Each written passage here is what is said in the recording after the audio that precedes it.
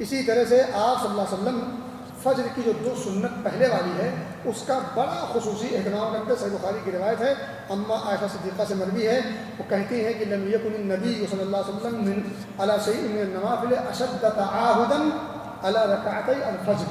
فجر کی 2 رکعت کا جتنا اہتمام آپ صلی اللہ علیہ وسلم کرتے تھے اتنا کسی اور دیگر نفل نماز کا اہتمام نہیں کرتے. اور اہتمام کیوں کرتے تھے؟ رکعت الفجر خیر من الدنیا ما فیہا, دنیا و ما فیہا سے اس 2 رکعت کی اہمیت زیادہ ہے. برابر نہیں کہا, زیادہ کہا, بہتر کہا. ایک نقطہ میں بتاتا چلوں کہ وضاحت ہے. وضاحت یہ ہے کہ کچھ لوگوں کو آپ دیکھیں گے کہ فجر کی نماز کی جماعت ہو رہی ہوتی اور کچھ لوگ پیچھے 2 رکعت کی ادائیگی سنت کی کر رہے ہوتے ہیں. اس سلسلے میں حدیث بالکل واضح ہے, صحیح بخاری صحیح مسلم بھی ہے, اذا اقیمت الصلاۃ فلا صلاۃ الا المکتوبہ. جب کسی نماز کی اقامت کہی دی جائے تو اس نماز کے علاوہ جس کی اقامت کہی گئی دوسری نماز نہیں پڑھی جا سکتی. صحیح بخاری سے مسلم حدیث. اب اقامت ہو چکی, کسی دوسری نماز کی گنجائش نہیں ہے.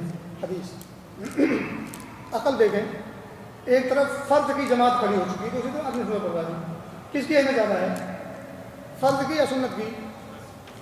عقل ہے نہیں.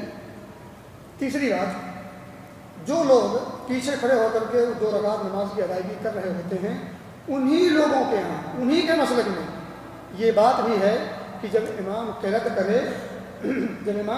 قرأت کرے تو خاموشی کے ساتھ اور غور سے قرأت سنی جائے ہے, اور امام کے پیچھے سورہ فاتحہ نہ پڑھی جائے کیونکہ قرأت کو سننے میں خلل اور وسوسہ ہوتا ہے. ٹھیک ہے, ہم کہتے ہیں تھوڑی دیر کے لیے اس مسلک کو تھوڑی دیر کے لیے ہم مان لیتے ہیں, اس اصول کو ہم تھوڑی دیر کے لیے مان لیتے ہیں. ٹھیک, امام کے پیچھے سے سورہ فاتحہ پڑھنے سے خلل واقع ہوتا ہے, قرآن کی اس آیت کے خلاف ہوتا ہے, اور یہاں امام قرأت فاتحہ بھی کر رہا ہے, قرأت اس کے علاوہ دیگر اور بھی قرأت کر رہا ہے, اور پیچھے کھڑا ہو کر کے ایک آدمی سورہ فاتحہ ہی صرف نہیں پڑھ رہا ہے, سورہ فاتحہ سے پہلے دعائے ثنا بھی پڑھی ہے, سورہ فاتحہ بھی پڑھ رہا ہے, اس کے بعد سورت بھی پڑھ رہا ہے, سبحان ربی الاعلیٰ سبحان ربی العظیم بھی کر رہا ہے. یہی مکمل 2 رکعت پڑھ رہا ہے اور امام کی قرأت جاری ہے.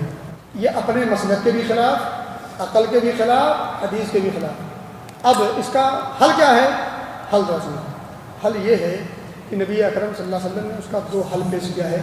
حل کو اگر سامنے رکھیں تو حدیث پر بھی عمل ہو جائے, عقل کے خلاف بھی نہ ہو اور اپنا مسلک بھی نہ ٹوٹے, حالانکہ یہ مسلک غلط ہے. اب بات یہ ہے کہ نبی اکرم صلی اللہ علیہ وسلم نے اس کا حل کیا پیش کیا ہے. ایک صحابی ہیں عمر بن قیس کو کہتے ہیں, ابو داؤد ترمذی کی روایت ہے کہ ایک دن نبی اکرم صلی اللہ علیہ وسلم نماز پڑھا کر کے فارغ ہوئے. فارغ ہونے کے بعد کیا دیکھتے ہیں کہ ایک صحابی ہے کھڑے ہو کر نماز پڑھنے لگے. آپ نے نماز سے فارغ ہونے کے بعد اس سے پوچھا الصلاۃ الصبح رکعتان, کیا صبح کی نماز 2 ہی نہیں ہے؟ اس نے کہا ہاں 2 ہی ہے, لیکن پہلے والی 2 رکعت جو پڑھنی تھی میں نے نہیں پڑھی, رہ گئی. فصلیتہما الآن, تو ابھی میں نے پڑھی ہے وہ. آپ صلی اللہ علیہ وسلم فسکت رسول اللہ صلی اللہ علیہ وسلم, آپ صلی اللہ علیہ وسلم خاموش.